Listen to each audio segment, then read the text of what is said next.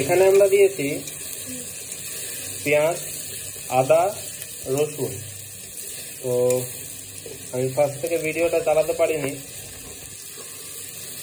তারপরে পেঁয়াজটা একটু লাল লাল করে ভাজার পর আমাদের এখানে কাটানো আছে, দেখুন এখানে কাটানো আছে টমেটো আছে, কাঁচা লঙ্কা, ধনে পাতা, আর এই আলু আছে। আলুটাকে ভালো করে পরিষ্কার করে আর এখানে আছে, দেখুন এখানে আছে চিকেন।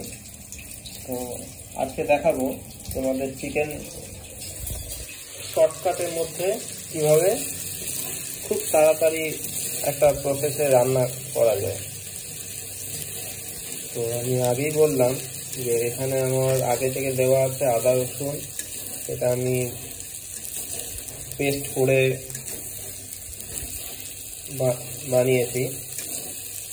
তো এরপরে আমি এখানে দিয়ে দেবো টমেটো। দেখো এই টমেটোগুলো এখন আমি একটু দেবো, এটার সাথে মিক্স করে দেবো।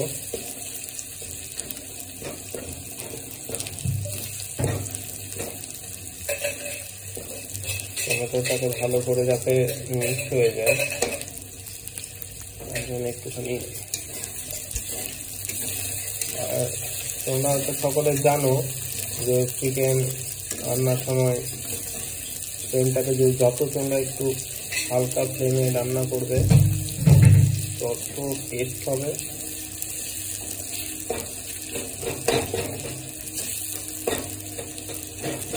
তো এখানে আমাদের এটা মিক্স হয়ে গেছে, হালকা হালকা লেগে যাচ্ছে সাইডে।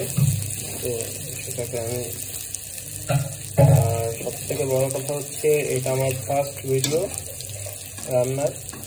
তো যদি তোমাদের সকলের ভালো লাগে প্লিজ কমেন্ট করে বলবে, তাহলে আমি নতুন নতুন কিছু রেসিপি বানাতে পারবো। এবং এই রান্নাটা শুধু আমি না, আমার ওয়াইফ আমাকে ভীষণভাবে হেল্প করছে, মানে পুরো আইডিয়াটা ওরই। তো এখন আমরা চিকেনটাকে এখানে দিয়ে দিলাম।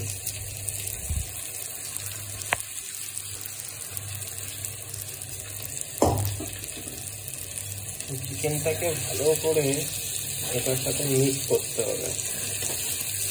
তোমরা সবাই দেখতেই পাচ্ছ,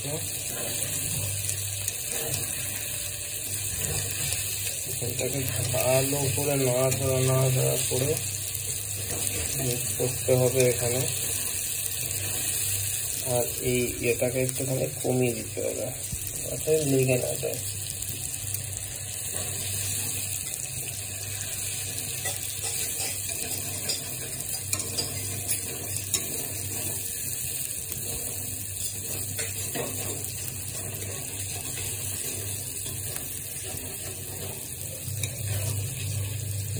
আমাদের চিকেন রান্না হচ্ছে। তো তাহলে তোমরা বুঝতেই পারছো যে চিকেনটা কত ইজিভাবে আমরা ইজি প্রসেসে রান্নাটা করলাম, এবং এটা খেতেও এত টেস্ট হয়ে থাকে যে তোমরা একবার নিজেরা না ট্রাই করলে বুঝতে পারবে না। তো আমি বলবো সবাই এই রেসিপিটা ট্রাই করো, খুব ইজি প্রসেস।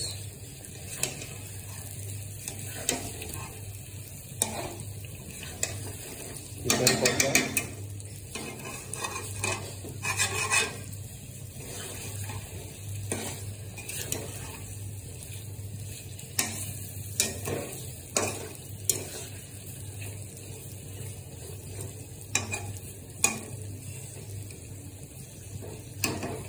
দেখতে পাচ্ছ কি সুন্দর কালারটা হয়ে এসছে, একদম পুরো লাল আর ফুটছে।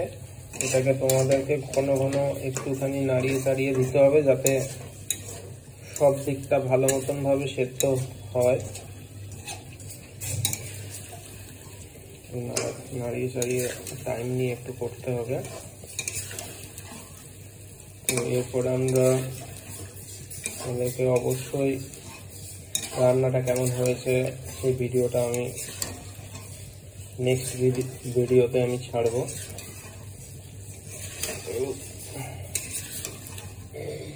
এবং কেমন টেস্ট হয়েছে সেটাও বলবো। ভালো করে সাইডে যেগুলো লেগেছিল সেগুলো একদম ক্লিন হয়ে গেল।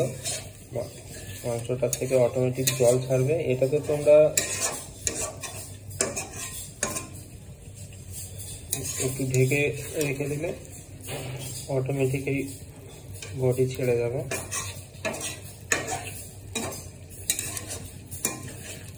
খুব কম তেলে এই রেসিপিটা তৈরি হয়েছে।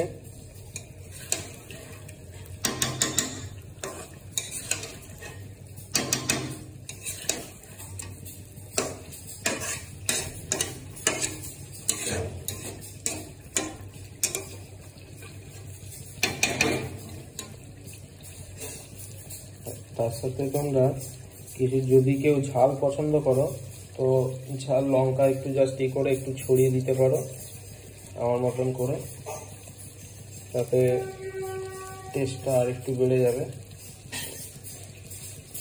একটু বেশি লঙ্কা দিলাম।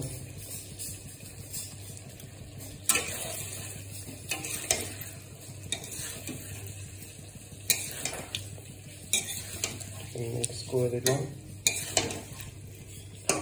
ঠিক আছে, রান্নাটা প্রায় এবার সেদ্ধ হতে থাকবে। আমি এটাকে কভার করে রেখে দেবো।